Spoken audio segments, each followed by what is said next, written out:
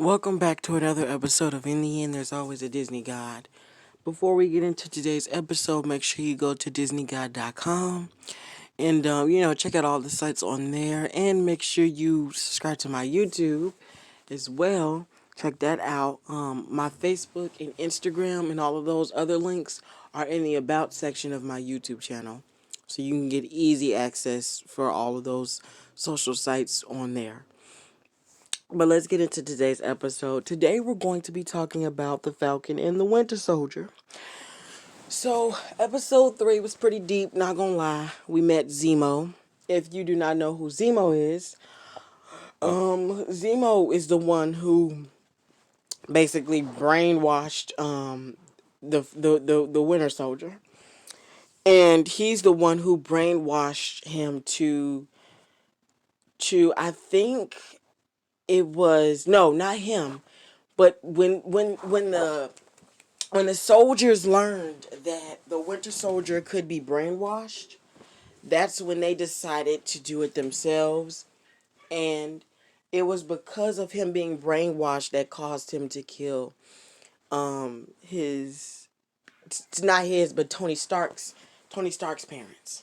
If you remember Captain America Civil War, when their parents were driving and he caused them to get into an accident, then he shot him. That is technically, well, basically what happened. In this episode, I'm not gonna lie, I'm probably gonna have to rewatch episodes 1, 2, 2, and 3 because it's like I understand what's happening, but at the same time I kind of don't.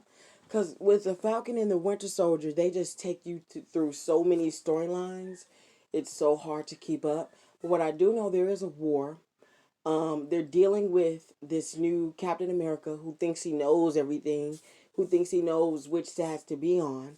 But after he finds out what they did this time, or what I would say what the Winter Soldier did, Bucky did. Bucky got Zemo out of prison. Can you believe that? And of course, Captain America, quote unquote, found out about it and wasn't happy, and he knew it was them, but of course his partner said, "You have no evidence or proof to prove that." But I mean, deep down, he knew that it was them, and it was them. So while we're dealing with this fake Captain America and Bucky on his arguments about him giving a shield up, we deal with this war between this girl. Um, I forgot what it was about. It was about these serum. How do you say it? Some type of vaccine, basically, a serum. Yeah, some vaccine serum. I forgot what it does, or what it what it does, what it does to people. What it do, what it does to people. Let me see. What is happening in Falcon? What is happening in Falcon and the Winter Soldier? Because I'm completely lost. I need to understand this more. Okay, so it says that that Buggy is one of several Winter Soldiers, but his colleagues are killed by Helmut before they can be reawakened from their stasis. Oh yeah. So if you remember in Captain America Civil War, when Tony Stark and Captain America and the Winter Soldier entered that dungeon, you remember those refrigerator looking things that held those people in there with all that fog inside of them. Those were the Winter Soldiers. Those were the other soldiers, Winter Soldiers. Um, the film includes with Bucky exiling himself to Wakanda, where the Black Panther and his allies help Bucky nullify Hydra's brainwashing. Yeah. So, okay, The Falcon and the Winter Soldier, episode 3, ending explained. Let's see. Let me help explain this to you guys, because I'm not gonna lie. Like I said, with this series, there's a lot that we have to get down to.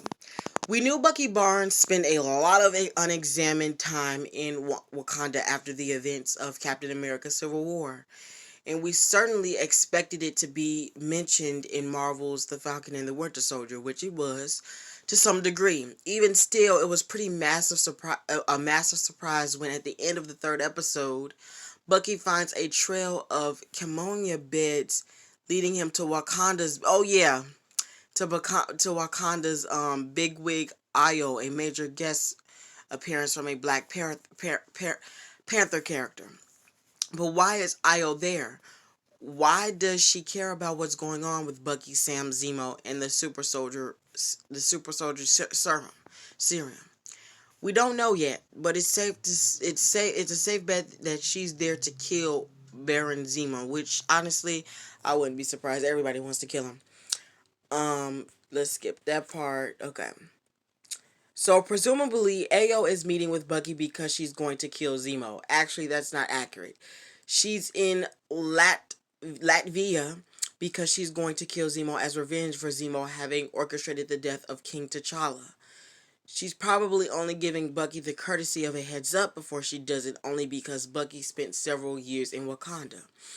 In the closing sequence of Civil War, we see that Bucky had agreed to be frozen in cryostasis.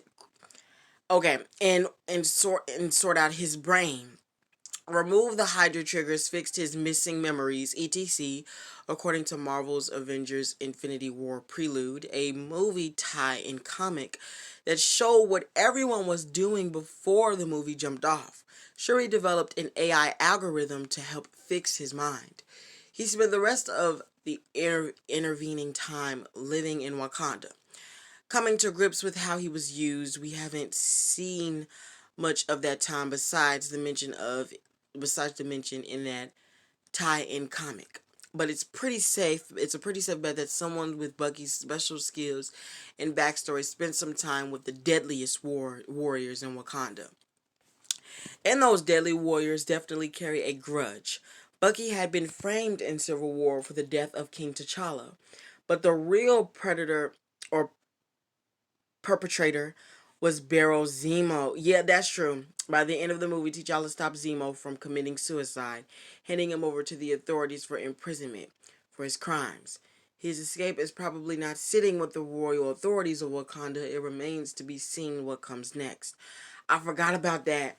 So, like I said in the beginning of this episode, Zemo was the one who brainwashed the Winter Soldier. So everything that he did, that the Winter Soldier did to people, like Tony Stark's parents and what he did to T'Challa, technically wasn't his fault.